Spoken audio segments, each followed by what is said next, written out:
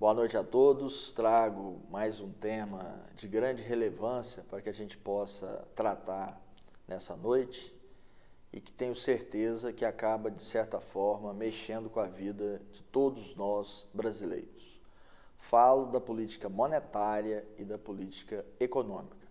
Inicialmente, vamos falar um pouco de política monetária.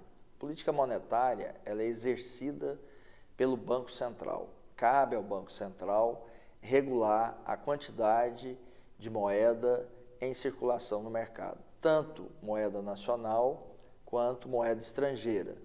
E é importante que se diga que toda vez que se coloca moeda nacional no mercado, se tira moeda estrangeira. E quando coloca estrangeira, tira moeda nacional. Por essa razão que nós não podemos usar reservas internacionais para poder controlar a quantidade de moeda estrangeira que tem no país. Porque quanto mais nós colocarmos para poder diminuir a pressão do dólar sobre o real, mais reais nós temos que tirar de circulação. E isso, de certa forma, comprime a atividade econômica, porque encarece o crédito, encarece os juros, e encarecendo os juros, aumentando os juros, isso faz com que o Estado brasileiro, o governo federal, ele se endivide ainda mais e diminua a sua capacidade de investimento naquilo que é super importante para o país, que é a área de infraestrutura, a área de saúde,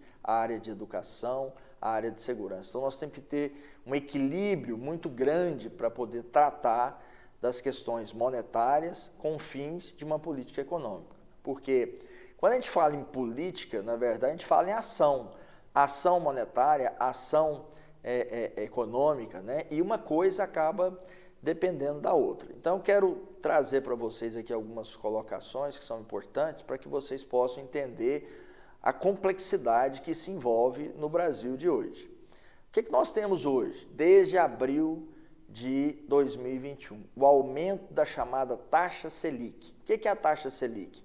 É a taxa que remunera os títulos públicos que o governo federal coloca no mercado para poder, parte, diminuir a quantidade de moeda de circulação e a outra parte para poder diminuir o déficit fiscal dele, uma vez que nós não podemos aumentar mais a carga tributária, já que a carga tributária ela já está acima de 35% do PIB. E se nós fizermos isso, nós vamos paralisar de vez a economia. Então, o que acontece? Quando a taxa de juros, Selic, ela está subindo, mais recursos de impostos o governo vai precisar para poder pagar essa conta.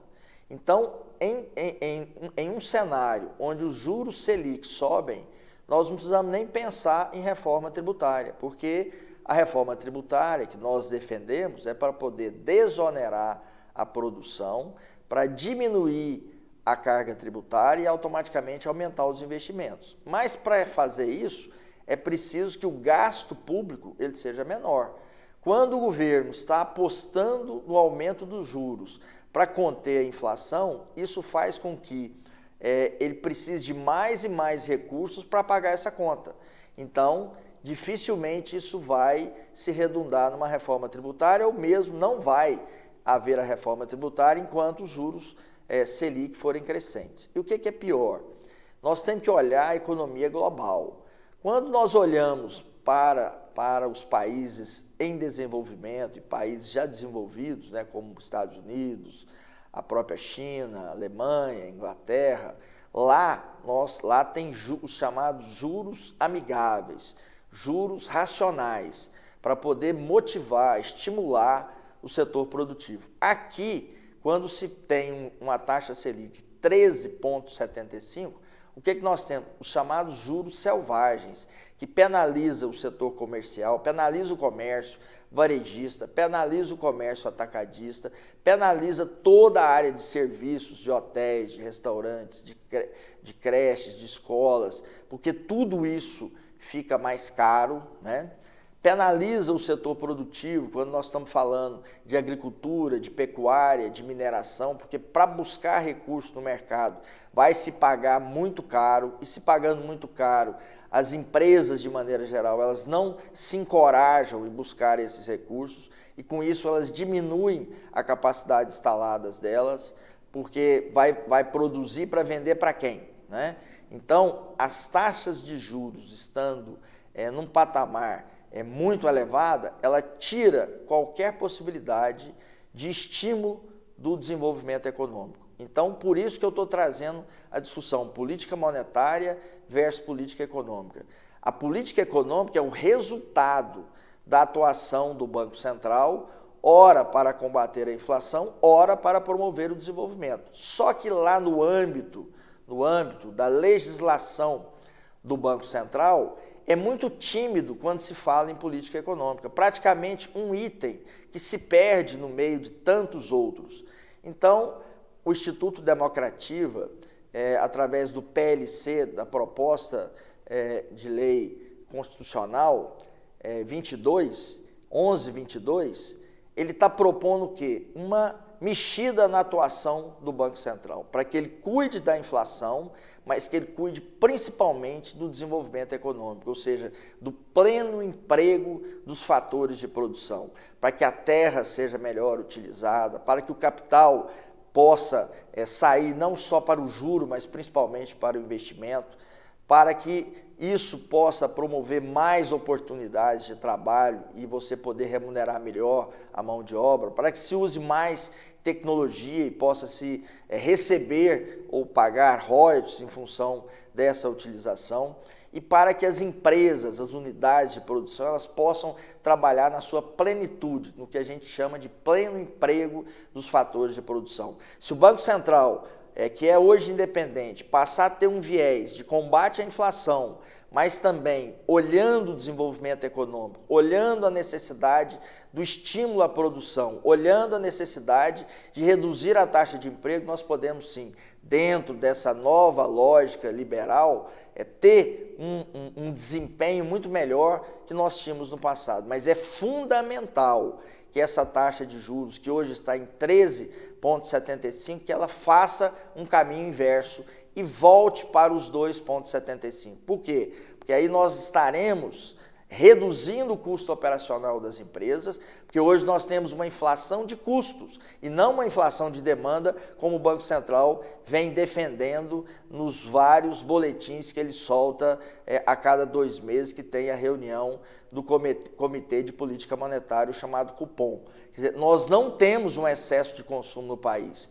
Olha, meus amigos, como que está o país hoje? Nós estamos com 10,3 milhões de pessoas desempregadas, aquelas que procuraram emprego nos últimos 2 anos, mais 5 milhões que procuraram nos últimos 3 anos, então nós estamos falando de 15 milhões, e mais 40 milhões no Auxílio Brasil, que de forma positiva o governo federal aumentou de 180 para 400 reais. Então nós temos hoje praticamente 60 milhões de pessoas que estão consumindo o mínimo para sobreviver. Mas, e isso tira qualquer possibilidade de que haja, de fato, um excesso de consumo sobre a oferta e que possa estar obrigando o Banco Central a aumentar a taxa de juros para conter o consumo. Pelo contrário, nós temos que reduzir a taxa de juros, pensar na inflação, mas pensar principalmente no desenvolvimento econômico, porque quanto mais produção, mais oferta nós teremos e menos pressão sobre a oferta, em termos de pressão de custo nós teremos, e com isso nós poderemos diminuir a inflação pela produção, já que manter a inflação, manter a tentativa de combate à inflação, aumentando a taxa Selic, o que o governo está dizendo? Ele está dando ênfase ao rentismo, à especulação financeira, em detrimento do setor produtivo. Então, como o atual governo defende principalmente o setor do agronegócio, o setor atividade industrial, atividade comercial, o varejo, o atacado, a logística, é fundamental que a política econômica possa fazer o caminho inverso, voltado para a produção e não voltado para a especulação. E o que é importante também nós comentarmos? Quanto maior a taxa de juros, né, quem que paga essa conta dos juros altos? O cidadão através dos impostos. Então nós precisamos ter os chamados juros racionais, juros amigáveis, voltados para o apoio do setor produtivo e não os juros selvagens, como está sendo praticado hoje pelo Banco Central, que tem uma atuação autônoma, né? Que foge da atuação aí tanto da Presidência da República quanto, nesse caso, do Ministério da Economia. Mas é preciso que o presidente do Banco Central ele tenha a visão de que continuar subindo a taxa Selic, ele vai criar um complicador ainda maior para a nossa economia. Então, a política monetária ela tem que ser expansionista para criar as condições da política econômica levar ao crescimento da economia, ao crescimento do PIB, ao crescimento da riqueza formada nos setores primário, secundário e terciário. Primário, agricultura, pecuária, mineração. Setor secundário, indústria da construção civil, indústria da transformação. Setor terciário, a área de prestação de serviços, do comércio varejista, do comércio atacadista, enfim, todo o componente de serviços voltados para a produção, para a comercialização.